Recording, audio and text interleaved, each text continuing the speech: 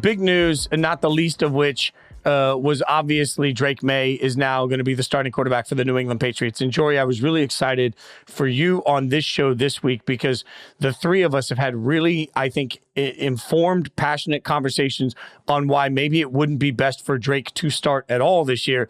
And now he's starting. So what do you make of the decision? Yeah, I think that there are two elements you have to consider in this decision. There's what's best for the Patriots in the short term and what's best for them in the long term. Arguably, you could go even further and say what's best for the Patriots and what's best for Drake Maye. But let's start with what's best for the Patriots. In the short term, at the beginning of the season, the Patriots believed that Jacoby Brissett was the quarterback who was most going to help them win now. I talked to head coach Drake Maye about this. I talked to offensive coordinator Alex Van Pelt when I visited them, and he said, look, when we play against the Bengals week one, and you need to know the protections, you need to know what the defensive coverages are, you need to understand how to get the ball out and not make mistakes. Jacoby has done a lot of that. He's been in this system, all of these things. The problem is 5 weeks later and 4 straight losses later, Jacoby is no longer having that edge in terms of likelihood to win this week against the Patriots. And so then the Patriots have this situation where in the short term, no longer is it best for Jacoby Brissett to start. The problem with that is that in the long term, I have talked to so many coaches and general managers around the league who believe that you can ruin a quarterback by starting him too early. And by too early, I don't only mean too early relative to the quarterback's development to the pro level physically and mentally and understanding the playbook, but also putting him in when he is not set up to succeed. The whole Sam Darnold seeing ghost things, think how long it took for him and how many franchises later it took for him to find the right fit. You don't want that to be you if you're the Patriots. You look at what Baker Mayfield's doing now with Tampa Bay, and that's kind of a different situation as we discuss next week. But if you are drafting a guy, particularly with the 3rd overall pick, you want him to succeed in the NFL with your franchise, and putting him in with this offensive line is not a successful recipe for that. So I crunched some of the numbers on this, and I went to all sorts of sites and next-gen stats and all the things. And yes, Jacoby Brissett has not been efficient. His passer rating is like 29th. He's really low down there on a lot of passing stats. But also, almost everyone in the league is throwing to receivers with better separation than him. When you look at his protection, no team is worse than the Patriots at pass block win rate. No team is worse at allowing quarterback pressures. The Patriots have the highest quarterback pressure rate allowed, and they also have the highest unblocked quarterback pressure rate allowed. They have the worst pressure rates from the left tackle, the center, and their right guard positions. And so now you are saying that, hey, Drake, good luck. Everyone's going to be coming for you. You'll have no time to throw, and your receivers will not have separation. And rather than waiting until we play the Jacksonville Jaguars next week, who also are struggling, we are going to start you against the Houston Texans, who have the 4th best pass rush win rate. And oh, by the way, Danielle Hunter is leading the league in pressures, and Will Anderson is not far behind him. So I'm not saying that Drake's athleticism won't allow him to create some more plays and increase their chance of winning right now, but do I worry about the long-term effects for Drake and the organization who wants Drake to succeed with them? Absolutely. Yeah, I don't like it. I just don't like the move right now. And I'm a proponent of put him in there and let him play, because usually that's how you get better.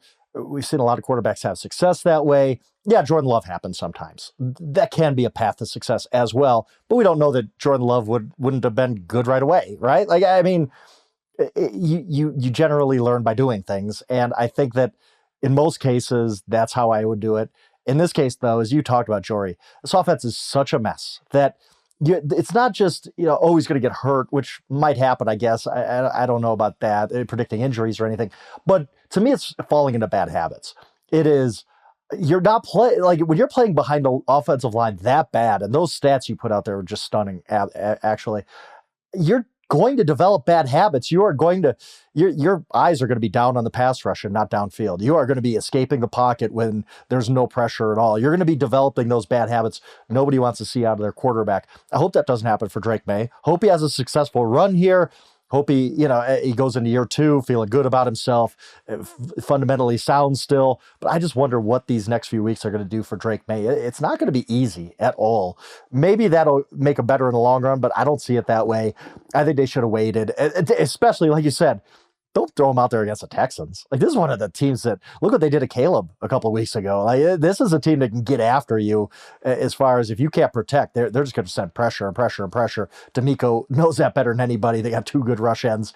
This is not the week to start Drake Maye.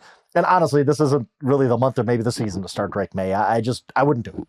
And the other thing I think that we shouldn't overlook is that I know that quarterbacks don't face off against each other. I also think that we have made very clear perception matters in the NFL.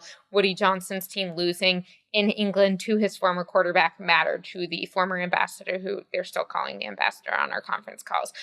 I think that probably really? the worst. Wait, they introduced him as Ambassador Johnson. Thank you for your time yesterday. And I'm kidding? like, Are you I get you're always present if you're present. You're not always my ambassador if you're God. once Yeah, ambassador. like that was my question is, are you always ambassador? No, you're always Okay. president. You're not serious? always Wow. ambassador. All right, go on. Anyway, I'm sorry, that just threw me back for a from the loop there, diversion. Jori.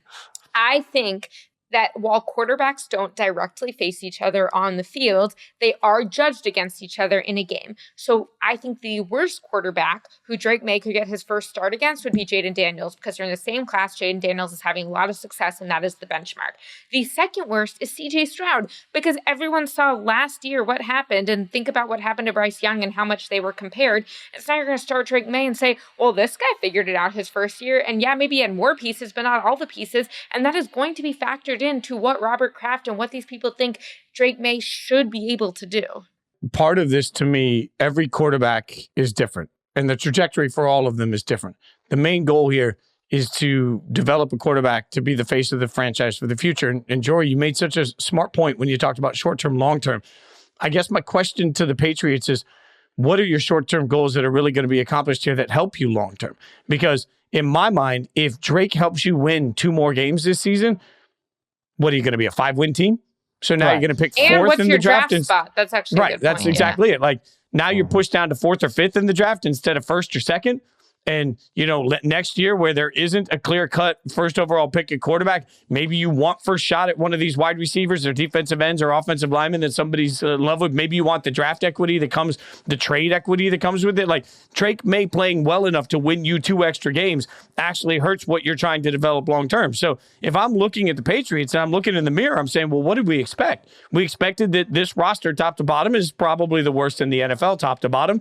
There's a lot that needs to be worked on. So we're going to slow and low over here with Drake Maye. We're not going to worry about what anybody else thinks. We're going to slowly develop the quarterback, and then we're going to put better structure around him over the course of an offseason that gives us the chance to draft better and then pick up some pieces in free agency. Like, even if this is a short-term win, it's a long-term loss. And now you're taking the gamble that in addition to that, you might mess up the person that you need to develop into your long-term solution. So I think this is a bad move for the Patriots, even though I believe Drake Maye long-term could really be a good player. Like, I loved the pick. I love the quarterback. I just don't love playing the quarterback on this team right now as it stands. I think the one point in that I disagree with is, if you are Andy Reid and you're losing, or you're Bill Belichick, or you're Mike Tomlin, some of these coaches who have been around for a while, established their culture, people know what they're going to expect from you, you can get away with kind of a rebuild year. When you're in the first year as your head coach and you're establishing a culture, it matters more. When we look at the Carolina decision to bench Bryce Young and go with Andy Dalton, that was a big part of Dave Canales saying, hey, I can't lose my entire locker room. It helps that Jerod Mayo has been with the Patriots for a long time. He's been their defensive coordinator. He's coached for them. He's played for them. And so, yes, he has a better familiarity with this group and what he stands for. I still think as the head coach, and he's trying not to be Bill Belichick and say like, hey, this is not the last organization. We have to do it our way.